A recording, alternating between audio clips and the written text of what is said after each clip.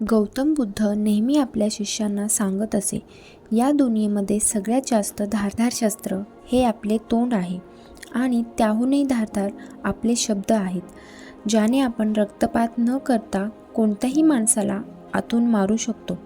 आपले शब्द आपली ताकद आहेत, पण हीच आपली सगळ्यात मोठी कमजोरीसुद्धा आहे. जर आपल्याला केव्हा, कुठे आणि किती बोलायचं हे माहीत नाही तर त्याचा काहीच उपयोग नाही.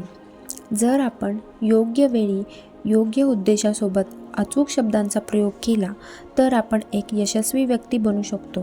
पण त्याच ठिकाणी जर आपण योग्य वेळी योग्य उद्देशासोबत चुकीचे शब्द प्रयोग केले तर आपले जीवन नरक बनू शकते. आज मी तुम्हाला शांत बसण्यावर एक गोष्ट सांगणार आहे. ही गोष्ट तुमच्या जीवन बदलून टाकेल. जपानमध्ये एक प्रसिद्ध बौद्ध भिक्षू राहत होते. त्यांचे नाव रिजाई होते. ते जंगलात एकटेच राहायचे. रिजाई खूप मोठे ध्यानी आणि प्रभू व्यक्ती होते.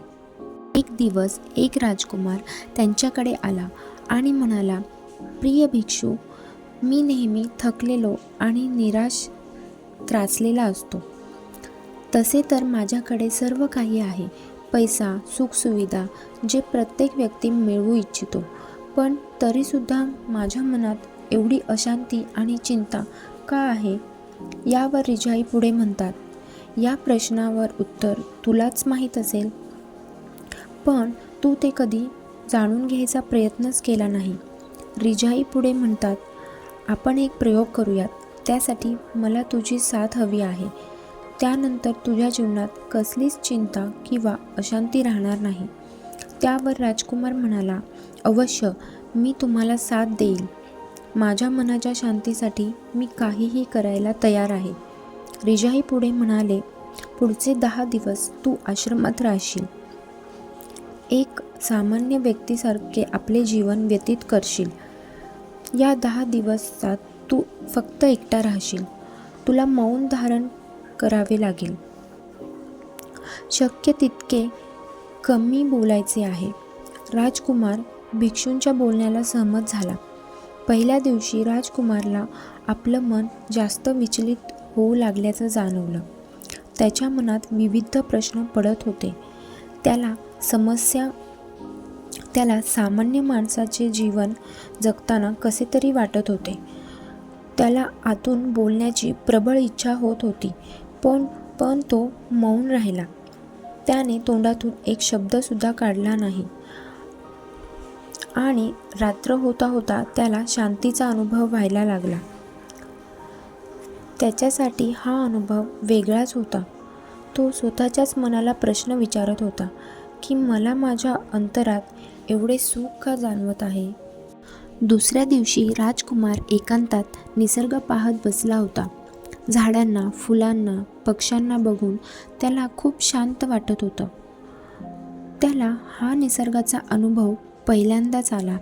निसर्ग किती अद्भुत आणि सुंदर आहे हे त्याला त्या दिवशी समजले. अशा प्रकारे एक आठवडा उलटून गेला आणि आता त्याच्या मनातील बेचैनी, अशांतता, तणाव एकदम गायबच झाल्यासारखं झाले. पुन्हा 8व्या दिवशी राजकुमार एकांतात बसला होता. काही मिनिटातच त्याचे डोळे बंद झाले आणि तो गहन ध्यानामध्ये गेला. त्या दिवशी तो पूर्ण दिवस डोळे बंद करून बसला आणि आणखी गहन ध्यानामध्ये उतरत गेला. राजकुमार आतमधून असीम शांती आणि आनंद अनुभव करत होता. असेच काही दिवस ध्यान करून झाल्यावर राजकुमार रिजाई समोर आला आणि म्हणाला, हे प्रभू, मला माझ्या सर्व प्रश्नांची उत्तरे सापडली. माझ्या मनात एवढी अशांती, चिंता का होती हे मला समजलं. पुढे रिजाईने राजकुमारला विचारलं, बोल बाळा, काय उत्तर मिळालं आहे तुला? राजकुमार पुढे बोलला, हे प्रभू, मी गरजेपेक्षा जास्त बोलत राहायचो. कोणावर पण माझा शब्द आणि ऊर्जा व्यर्थ घालवायचो. मी दिवसभर फालतूच्या गप्पा मारत बसायचो आणि पुन्हा एकांतात त्याच गोष्टीवर विचार करत बसायचो. मी कोणाला काय बोललो, कोण मला काय बोलले, आणि या सगळ्यातच मग माझे राज्यकारभाराकडे दुर्लक्ष झाले आणि राज्यकारभाराच्या कामात एकापाठोपाठ मला नुकसान व्हायला लागले आणि त्यामुळे मी उदास आणि चिडचिडा झालो होतो. त्यामुळे माझे जीवन नष्ट होण्यावर आले होते. पण या काही दिवसात तुम्ही माझे जीवन पूर्णपणे बदलून टाकले. मी माझे जीवन चुकीच्या पद्धतीने जगत होतो. मी हे पण शिकलो, आपल्याला फक्त ध्यानच करायची गरज नाही, तर ध्यान आपल्यामध्येच आहे. आपलं मन स्थिर आणि शांत असायला हवे. रिजाई पुढे म्हणतात, फक्त तूच नाही, दुनियेतील जास्त करून लोक खूप बोलतात. केवळ एक दुसऱ्याला नीचा दाखवण्यासाठी काहीही बोलतात. रिजाई पुढे म्हणतात, एकदा गौतम बुद्धांना त्यांच्या शिष्यांनी प्रश्न विचारला, हे प्रभू, तुम्ही नेहमी मौन का असता? तुम्ही खूप कमी का बोलता? पुढे बुद्धांनी उत्तर दिले, मी मनाच्या त्या अवस्थेत आहे जिथे माझ्या अंतरी अनंत शांती आहे आणि ही शांती मिळवण्यासाठी स्वतःच्या अंतरी डोकावण्यासाठी तुम्हाला मौन धारण केले पाहिजे. जेवढे आवश्यक तेवढेच बोलले पाहिजे. त्यासाठी तुम्ही एक प्रयोग करू शकता. फक्त एका दिवसासाठी तुम्ही जेवढे आवश्यक आहे तेवढेच बोला. तुम्हाला हे जाणवेल की 90% आपले बोलणे हे व्यर्थ आहे. कमी बोलण्याने मनुष्याचे काहीच नुकसान होत नाही. पण जर लोक कमी बोलायला लागले तर भांडण तंटा कमी होईल. जर लोकांनी शांत राहण्याचा मार्ग अवलंबन केला तर दुनियेतले सगळे उपद्रव कमी होतील. दुनियेतल्या सगळ्या समस्येचे आणि उपद्रवाचे कारण जास्त बोलणे हेच आहे. म्हणून मौन राहिले पाहिजे. एकांतामध्येच माणूस स्वतःला ओळखू शकतो. या दुनियेपासून वेगळे व्हा आणि एकांतात राहायला शिका. एकांतामध्ये स्वर्ग आहे.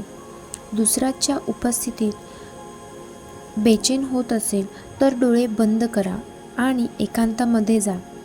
तुम्ही जे सुख दुसऱ्यांमध्ये शोधता ते तुमच्यामध्येच आहे. तुमच्या अंतरीस तुमची संपदा आहे. तुमच्या मनामध्येच परमात्मा आहे. तुमच्या मनामध्येच शक्तीचा उगम होतो आणि तुमचं मनच खूप शक्तिशाली आहे.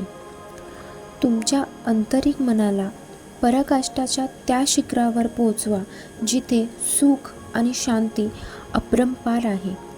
या दोन्ही गोष्टी तुमच्या मनात दडल्या आहेत. एवढं बोलून बुद्ध पुन्हा ध्यानामध्ये गेले.